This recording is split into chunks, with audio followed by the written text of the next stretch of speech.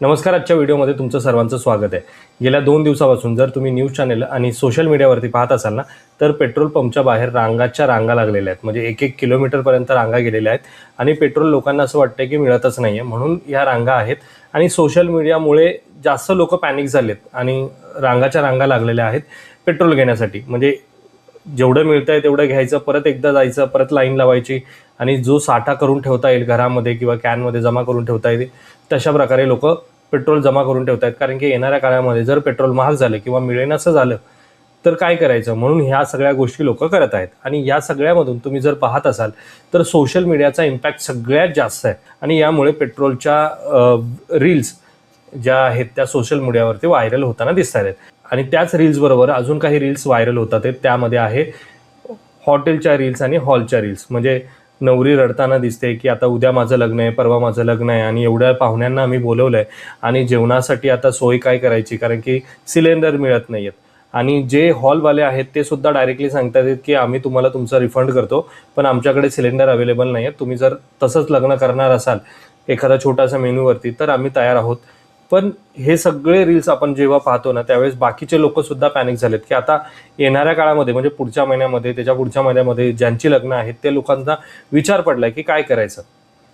पण या सगळ्यामध्ये तुमच्या लक्षात येते का एक गोष्ट, की ती म्हणजे बरेच लोक हे हॉल्स आणि जेवणावरती लग्नामध्ये सगळ्यात जास्त खर्च करतात. आणि यामध्ये सुद्धा सोशल मीडियाचा इम्पॅक्ट सगळ्यात जास्त आहे. आता या व्हिडिओमध्ये मला तुम्हाला हेच सांगायचं आहे की जो आपण दिखाव्यावरती खर्च करतो ना, तो खरंच तितकासा करण्यासारखा आहे का, किंवा त्याची खरंच तेवढी गरज आहे का. म्हणजे मी एक रील बघत होतो, त्यामध्ये नवरी रडताना दिसत होती की 2 दिवसानंतर माझं लग्न आहे आणि आता आमच्याकडे सिलेंडर नाही आहे, ते येणाऱ्या पाहुण्यांचं काय करायचं. तर त्यामध्ये एक गोष्ट जाणवते की एवढं ती रडते आणि एवढं ती सांगते, तर याचा अर्थ जेवढी 500-600 लोक लग्नाला येणार आहेत ते लोक कोणीच तिला मदत करायला तयार नाही आहेत. म्हणजे घरातल्याच लोकांना आपण लग्नाला बोलवतो ना, आपलेच नातेवाईक असतात ना ते, आणि त्या लोकांना जेव्हा आपण लग्नाला बोलवतो ते लोक मदत नाही करू शकत, सिलेंडर देऊ शकत नाही देऊ शकत, कारण की सिलेंडरची कमतरता तेवढी आहे. आणि यावरनं तुम्हाला समजत असेल की अडचणीच्या काळामध्ये ना कोणी कोणाचं नसतं. अडचणीच्या काळामध्ये प्रत्येकजण हा स्वतःचा विचार करतो. मग अशा अडचणीच्या काळामध्ये जर लोक स्वतःचा विचार करत असतील तर आपण स्वतःने आपला विचार का नाही करायचा, हा माझा प्रश्न आहे. आणि त्याच्याशीच रिलेटेड आजचा हा व्हिडिओ असणार आहे. या व्हिडिओमध्ये मी एका टॉपिकवरती बोलणार आहे जो बऱ्याच लोकांना पटेल, काही लोकांना पटणार सुद्धा नाही. आणि ज्यांना पटेल ना, त्यांच्या लाईफमध्ये खरंच खूप पॉझिटिव्ह गोष्टी होऊ शकतात जर त्यांनी त्याचा तसा विचार केला तर. आता हा विषय आहे लग्नाचा. म्हणजे जर तुम्ही पाहत असाल की पूर्वी लग्न कशी व्हायची, की सामूहिक विवाह व्हायचे, म्हणजेच लग्न व्हायची. 50 लग्न, 20 लग्न, 30 लग्न, 4 लग्न अशी एकत्र लग्न केली जायची आणि एकाच दिवशी सगळे कार्यक्रम असायचे. हळद असायची, सगळ्या ज्या काही गोष्टी असायच्या त्या एकाच दिवशी व्हायच्या. आणि सामूहिक विवाह आहे म्हणून कुठला तरी आमदार, खासदार किंवा कुठल्या तरी संस्थेमार्फत ही लग्न लावली जायची आणि त्याच्यामध्ये खर्च खूप कमी असायचा.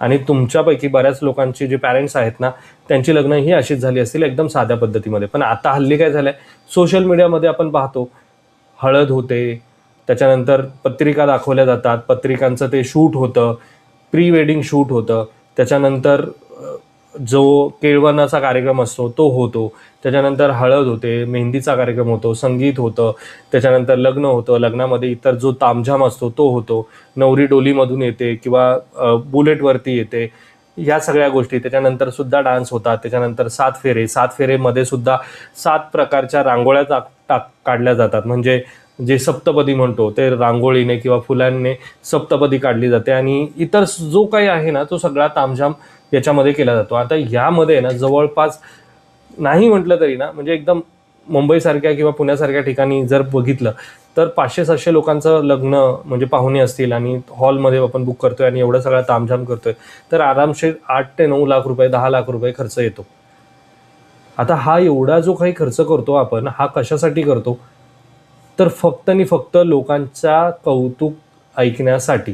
म्हणजे कोणीतरी आपल्याला म्हणणार लग्नामध्ये की अरे वा काय भारी लग्न केलंय तुम्ही, किंवा तुम्ही जे काही लग्न केलं असं लग्न आम्ही कधी पाहिलंच नाही आहे वगैरे वगैरे वगैरे, असं जे लोकांमध्ये लग्नामध्ये सांगतात. किंवा काही दिवसानंतर जेव्हा लोक आपल्याला भेटायला येतात किंवा आपण लोकांना भेटायला जातो, प्रत्येकजण आपल्याला हेच सांगतो. कोणीही असं सांगत नाही की हे लग्न खराब होतं, ते लग्न खराब होतं. आपल्या तोंडावर तर कोणच सांगत नाही, पण आपल्या पाठून तर लोक बोलतातच. तुम्ही कितीही चांगलं करण्याचा प्रयत्न करा, कितीही चांगल्या गोष्टी करा तुमच्या लग्नामध्ये, कितीही चांगलं जेवण ठेवा, कुठल्या ना कुठल्या गोष्टीसाठी नाव ठेवलं जातं. आणि हे सगळं आपण कशासाठी करतो, तर फक्त कौतुक ऐकण्यासाठी. आता हे कौतुक ऐकून झालं, 1 दिवस झाला, 2 दिवस झाला, महिना झाला, महिन्यानंतर तुमचं ते लग्न आणि तुमचा जो तामझाम तुम्ही जो काही केला होता, सगळा जो काही खर्च केला होता, किंवा जे सगळे रील्स वगैरे काढले होते नवरीचे नवऱ्याचे, जे काही घोड्यावरनं आलेला, डोलीत आलेली नवरी, हे सगळं आहे ना, एका महिन्यानंतर नाहीसं होतं. सोशल मीडियावरती सुद्धा तो रील ट्रेंडिंग राहत नाही, तो कुठेतरी दुसरीकडे हरवून जातो आणि दुसरे रील्स लोक पाहायला लागतात, आपले नातेवाईक सुद्धा पाहायला लागतात. मग हा एवढा जो काही खर्च आहे तो खरंच आपण करतो, तो खरंच गरजेचा आहे का? म्हणजे बरेच लोक असं म्हणत असतील की अरे आम्ही आमचा खर्च करतोय, तुम्हाला काय प्रॉब्लेम आहे? मला काहीही प्रॉब्लेम नाही. तुम्ही तुमचा खर्च करताय, योग्य आहे. म्हणजे आपण पैसा त्यासाठीच कमवतो ना, की आपली हाऊसमौज करण्यासाठी. पण ही हाऊसमौज बरेच जण आपल्या स्वतःच्या पैशाने करत नाही, तर लोन घेऊन करतात. कुठून तरी पैसे उचलतात, नातेवाईकांकडनं पैसे घेतात, काकाकडनं, मामाकडनं, याच्या त्याच्याकडनं पैसे घेऊन नंतर तुम्हाला हळूहळू करून देतो, किंवा लोन घेतात. लोन आता बँकांमध्ये जर तुम्ही पाहिलं असेल तर गोल्ड लोन बरोबर मॅरेज लोन सुद्धा मिळतं, एज्युकेशनल लोन सुद्धा मिळतं. तर हे मॅरेज लोन लोक काढतात लग्न करण्यासाठी खास. का? तर लोकांना दाखवायचं आहे, यासाठी हा सगळा खर्च असतो. आणि हे लोन जे नातेवाईक येतात ना, ते भरत नाही, ते आपल्याला भरावं लागतं, त्या मुलांना भरावं लागतं. ज्यांचं लग्न आहे, ज्यांची फॅमिली त्या लग्नामध्ये इन्व्हॉल्व आहे, त्या लोकांना ते लोन भरावं लागतं.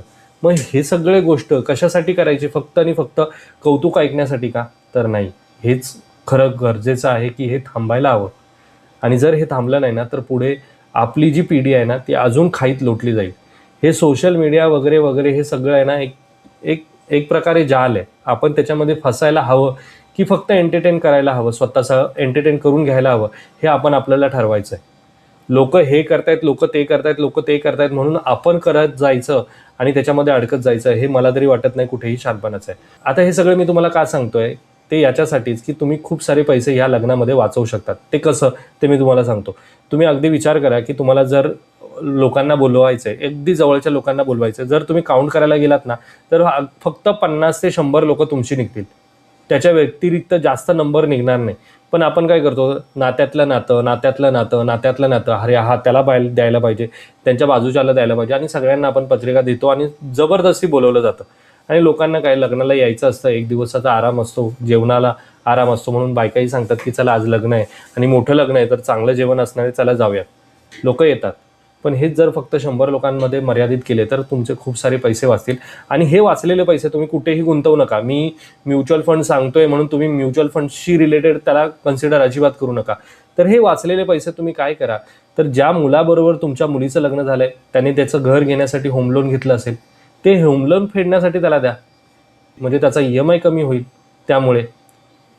आणि तो EMI कमी झाल्यानंतर त्याचं बर्डन जे आहे ना, जे स्ट्रेस लेवल आहे, तो नक्की कमी होईल आणि तो तुमचा कायम तुम्हाला लक्षात ठेवेल की हो, यांनी मला पैसे दिले. किंवा जर तुमचा मुलगा आहे आणि तुम्ही सून करून घेऊन येत आहे घरामध्ये, राहिलेला पैसा तुमच्याच मुलाला द्या, होम लोन तुमचं कमी होईल. किंवा जर जी सून घरामध्ये येते तिच्यामध्ये काहीतरी टॅलेंट असेल, ती जर नोकरी करत नसेल तर तिचा एखादा छोटासा व्यवसाय सुरू करून द्या, त्या व्यवसायासाठी लागणारं फंडिंग तिला द्या. कारण की आजकाल एकाच्या सॅलरीवरती घर चालत नाही, दोघांना काम करणं गरजेचं आहे. आणि जर ती काम करू शकत नसेल तर काहीतरी व्यवसाय छोटा मोठा करू शकते ना, मग त्याच्यासाठी तिला फंडिंग द्या.